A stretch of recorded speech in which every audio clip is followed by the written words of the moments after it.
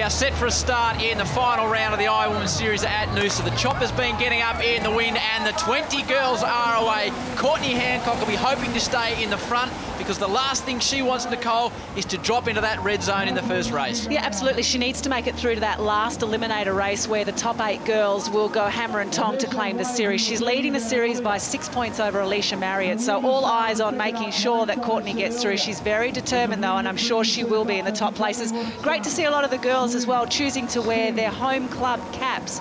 So we see Rebecca Creedy wearing the Caloundra cap. Also out there is a Northcliffe cap as well from Crystal Smith. And we should make mention that the local home knowledge goes out there to Geordie Mercer. She's wearing the Noosa Heads cap. Well, she's actually up there as well. She's up near the front. I can see Alicia Marriott there without the cap on screen, and she's in a good position as well. Harriet Brown is looking strong, coming back from a bit of a disappointment. So there's Courtney. There's Courtney up there as well. So the rain is pumping down here as the girls push it out there in the first race, swim first, ski the second leg and board the third. What a great shot of them all fighting out for that lead position out to the cans in that group. Harriet Brown, there's Courtney Hancock closest to you. Rebecca Creedy wearing the Caloundra blue and red and white cap. And also Alicia Marriott with the white cap and goggles. And then Crystal Smith is in there as well wearing the Caloundra cap. Trevor Hendy out on the water. Luckily you've got the wetsuit on, big fella. It is pouring down. Yeah, apparently we're expecting a shower or two at some stage today. Oh, let me tell you, it's like being in a swim leg sitting on the jet ski. But, you know, what a great day for it, really. Trevor, looks like the wind has swung round in the last half an hour. It looks pretty choppy out there now. It has, from looking at this, you know, the whole day as it's gone on, we've probably seen 3 or 4 different sets of conditions. So who knows what we're going to expect as the afternoon goes on. Big news, I'm looking at the girls swimming right past me now. Courtney Hancock is now leading. First up, she's hit the lead. Crystal Smith right next to her. Trev Leachy here. I would think that Courtney would not want to win the series, even though she's 6 points ahead of her nearest rival and not win a race. I mean, it would be a statement today for her to go and win the last race, take the series and cement herself as being the best Iron Woman in the world. I would think so, and you know, Courtney's my pick today for that and many other reasons. She's just looked so strong all year, and she just needed that little bit of belief, but she's been the most consistent by far. And now, you know, what a great way to finish off if she could actually cross that line first and claim it. It'll be such a sweet feeling, and I know that's what she wants. Rebecca Creedy at the front of this pack, along with Courtney Hancock. So beautiful swimming going on, but there are waves starting to form around the girls, so they're feeling it. They'll also start looking under their arm to see it. Here comes a bit of a swell now as you see the girls will start to pick the rating up and see whether this wave will actually break. I think it's going to go underneath them and they'll be fighting out until still swimming onto the bank. I think something we need to consider today, though, is the fact the run leg is probably slightly longer than Bondi. Yeah. You know, it's about 100 metres and that run leg will make a big difference. And it's actually cool out there. The air temperature is cool. There is Courtney Hancock. Crystal Smith is also in there as well, wearing the Northcliffe cap.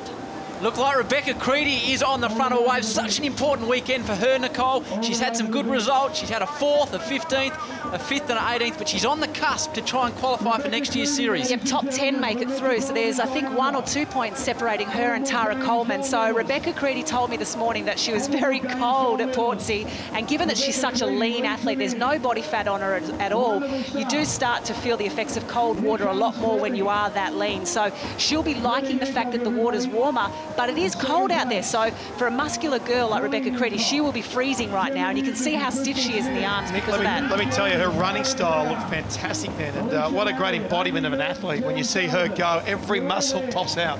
Courtney Hancock is in 2nd place and she has got the field right behind her. Bonnie. There's about 8 or 9 girls. There's her sister Bonnie just cruises by and says, "Sis, I'm keeping an eye on you," as the girls line up for the ski leg. And there is actually a bit of a little shore break there, Guy Lynch. We saw a lot of girls come unstuck at Portsea. There is now. Look, we've got Gemma Newbigin in 4th, Crystal Smith's in 5th, Plumer's in 6th, so she's safe.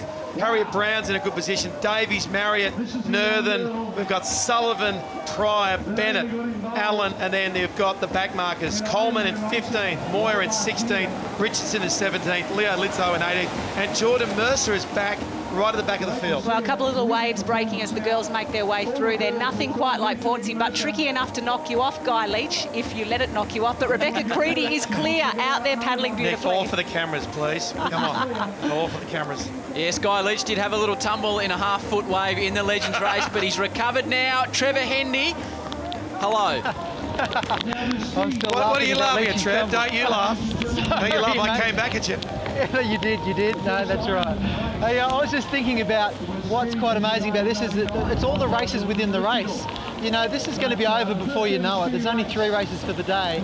Some of these girls are struggling to qualify in the series, and that right now in this leg, there's only the ski leg, then the board leg. They've got to be in that top 14 to give themselves a chance to get through the series. So there's all sorts of races within a race here. Trev, I think this is the biggest gap I've seen in a short course race this season. Rebecca Creedy being so far in front of the actual pack. It's probably the biggest gap that we've had in a short course race. And great to see too. Laura's had a look on her face the whole year. I've really noticed her. I've noticed the time she's had some bad luck, resignation that I'm no good at this. She's just gone back to the drawing board every time. So it's great to see someone come through and get a bit of a break and have a great result.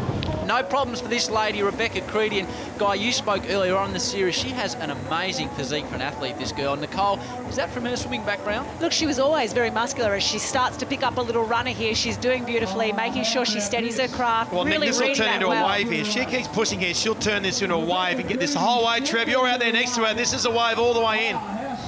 Yeah, this is going to be the wave the whole way. Look at that, fantastic. The great thing about it is now she gets a bit of rest, plus the confidence. Hey, I tell you what, looking at the girls going around the ski ends, we don't often point out is that when they come around, they're very, very hard to balance, and the girls are all huddling up together around that first can, and their paddles start to hit the ski from behind. That happened to Courtney Hancock, and it was only her skill that stopped her missing the stroke and rolling in. She stayed on a ski, and now, of course, is not in trouble because of that. Well, you've escorted her all the way to the beach. Rebecca Creedy is now off the ski and running, so beautifully done. But there is a nice little battle for second. Gemma Newbigin out on the right on the white ski, and there is our series leader, Courtney Hancock. She's trying to pull herself down onto that swell, and she's on the front of that swell now, catching up to Gemma Newbigin, who is exactly what happened to poor Gemma in Portsea. I've got to tell you, Gemma Newbigin, she will win a race the next season or so. She is a great athlete. Michael King, her coach, has said that in training, she is just red hot. She just hasn't had the race yet to do that, but I think that you'll see her break through for a win in the not too distant future. You can see our series leader there. She jumps out. She's got the pigtails in. She looks like she's off to the hairdressers, but she's a lot tougher than that, Nicole. Well, she's a beauty therapist by trade, so looking good is part of the industry, I guess. But Bonnie Hancock taking a little leaf out of her book. She's wearing blue ribbons in her hair today, so she's coming around there now in third. Let's remember Rebecca Creedy's back out there on her board, and it is Gemma Newbigin there in the white cap, then Bonnie Hancock, and then Courtney Hancock. So doing a great job, Bonnie Hancock. Of course, the race is on for the Red Bull rookie, isn't it? Because Amy Nerthen is leading that at the moment with Bonnie Hancock in second for the girls. Yeah, she has a good race today. She could jump over. There's $2,500 that Red Bull have nicely put up for the Rookie of the Year award, and she'd be in there if she can have a great race today. Top six, Rebecca Creedy leads Gemma Newbigin from Bonnie Hancock, who is leading out her sister Courtney Hancock. Might be giving her sister a bit of a hand there. Brodie Moyer has moved up through the field, and Alicia Marriott, the defending series champion, is in sixth place. We start to look at the bottom end of the field though.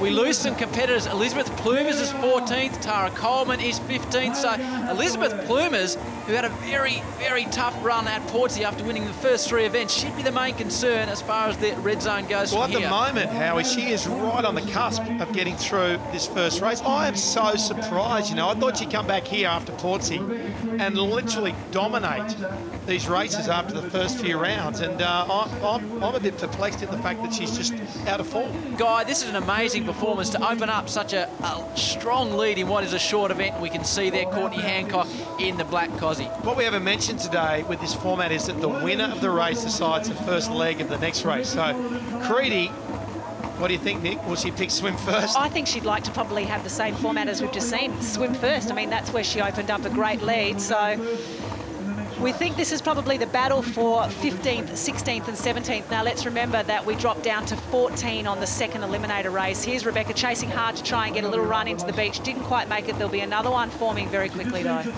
Well, Jordan Mercer, I saw in that shot, she had the Noosa cap on, the white She's with struggling. the maroon, and she's back in the pack, and that'll be upsetting for the massive fan base she has here at Noosa.